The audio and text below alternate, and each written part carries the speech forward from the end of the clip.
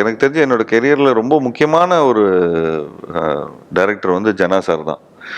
ஜனா sir வந்து என்ன ஒரு பிரதர் மாதிரி தான் பார்த்தாரு.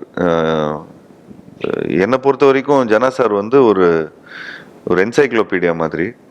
ரொம்ப லோக்கியான ஒரு மனிதர். மயிலாப்பூர்ல வந்து ஒரு அந்த ஒரு டெம்பிள் கடியில ஒரு சின்ன ரூம்ல தங்கியிருப்பாரு. எனக்கு அவர்கிட்ட அவரோட ரூம்குள்ள போய் நம்ம அவர் கூட சில் பண்ணும்போதே அவ்வளோ ஒரு வார்ம்த் இருக்கும். அந்த எனர்ஜி அவ்வளோ சூப்பரா இருக்கும். அவர் பேச விடணும். பேசுங்க சார். நீங்க ஒரு இப்பதான் கூகுள் அது இதுன்னுலாம் இருக்கும். முதல்லலாம் அந்த விஷயமே இல்ல. அவ்வளோ அவர் பேசுறதெல்லாம் முத்து முத்தா இருக்கும்.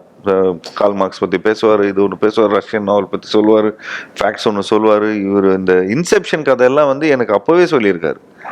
அந்த ஸ்பேஸுக்கு போயிட்டு ஒரு செம்ம கான்செப்ட் ஒன்று சொன்னார்.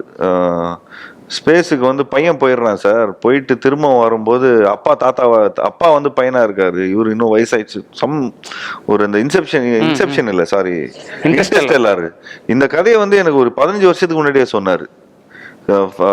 ஸ்பேஸுக்கு போயிட்டு வந்தா சார் இது புரியல சார் அப்படின்ட்டு நான் ஏதோ டைம் அப்படி என்னென்னமோ ஒரு பயங்கர இன்டெலெக்டா ஒரு விஷயம் சொன்னார். அப்புறம் அவருக்கு ஒரு பயங்கரமான ட்ரீம் ப்ராஜெக்ட் ஒன்று இருந்தது. அந்த தஞ்சாவூர் கோயில் வந்து எப்படி கட்டினாங்கங்கிறத ஹிஸ்டரியை வந்து நம்ம வந்து அதை எப்படி கட்டினாங்க இன்ஜினியரிங் வைஸ்ல எனக்கு வந்து அது கதை, அதுல ஒரு லவ் ஸ்டோரி அப்படின்னு ஒரு விஷயத்த சொன்னாரு.